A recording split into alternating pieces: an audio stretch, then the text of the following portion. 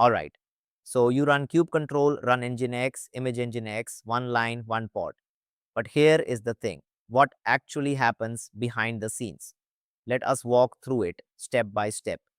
First, kubecontrol parses your command. It builds a minimal pod object. Name, image, restart policy, DNS policy, grace period, service account, those come later. The API server adds them in during defaulting.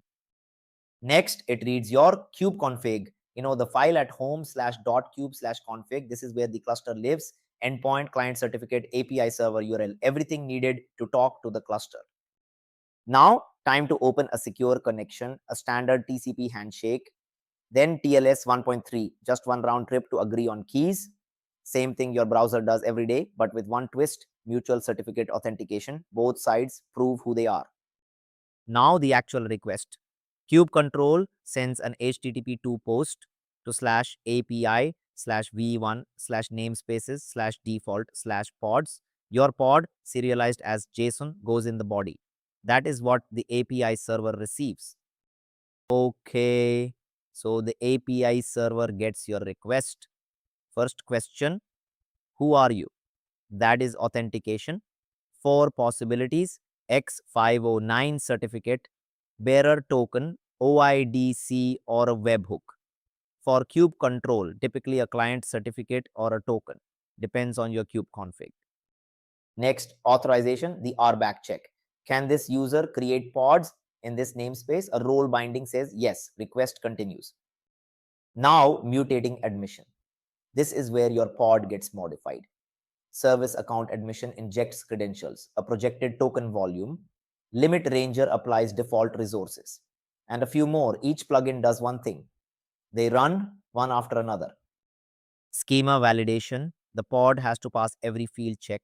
Valid name, valid image, no empty required fields. Just one rule, pass or fail.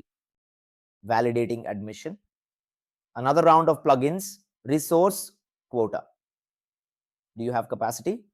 Pod security admission. Does this pod follow the rules? No mutations here. Only checks, pass or reject.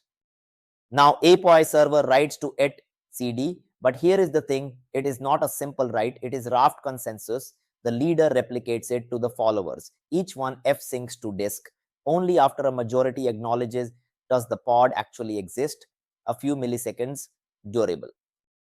201 created, the API server responds, kubecontrol prints pod/nginx created, your command is done. But inside the cluster, the real work is just beginning. Now, watch fanout. Every component is watching the API server, the scheduler, every kubelet, the controllers, they all hold open watch streams. A new pod, everyone learns about it in milliseconds, no polling. The scheduler wakes up. First job, filter. It runs a bunch of plugins, node resources fit, node affinity, taints and tolerations. Any node that does not match, eliminated, grayed out. Now, scoring. The nodes that survived filter get scored. Image locality prefers nodes that already cached the image. Balanced allocation. Interpod affinity, add up the scores. Highest one wins. Scheduler picks the winner, binds the pod, post to the binding subresource, which updates spec.node name. One more etcd write, done. Over on that node, the kubelet wakes up. It sees the bound pod, SyncPod fires. All right, time to actually run this thing. First, the sandbox. Kubelet calls the runtime, CRI, run pod sandbox. Containerd creates a pause container, PID1, calling the pause syscall. Just sits there, but it holds the pod's network namespace, so all containers in the pod can share it. CNI plugin runs, Calico, Flannel, Cilium, your choice. It creates a veth pair, allocates an IP from the pod, CIDR, programs the routes, and just like that, your pod has networking. Image pool, containerd reaches out to the registry, pulls the manifest, then the layers. SHA-256 verification done every single layer. First pull 2 to 15 seconds, cached 100 milliseconds, big difference. Now, container create, the runtime assembles the root Fs, stacking image layers using overlay FS, writes the OCI runtime spec. That is the blueprint for runc, all set, ready to start. Now runc takes over. Clone 3 syscall with namespace flags. PID mount UTS IPC. Set NS into the sandbox's network namespace mount/proc. Pivot route. Drop capabilities. Apply seccomp filter. And finally, xegv nginx the container is alive. Kubelets PLEG. On modern clusters, the runtime streams container events straight to kubelet over CRI. Container started. Kubelet knows about it immediately, no polling. The status manager patches pod status to running back to the API server. Done. And that is it. The pod is running. The container is serving.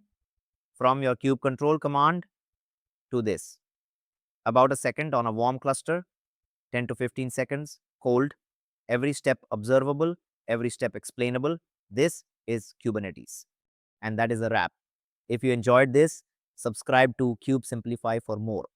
Next up, how the Kubernetes scheduler actually picks a node. See you there.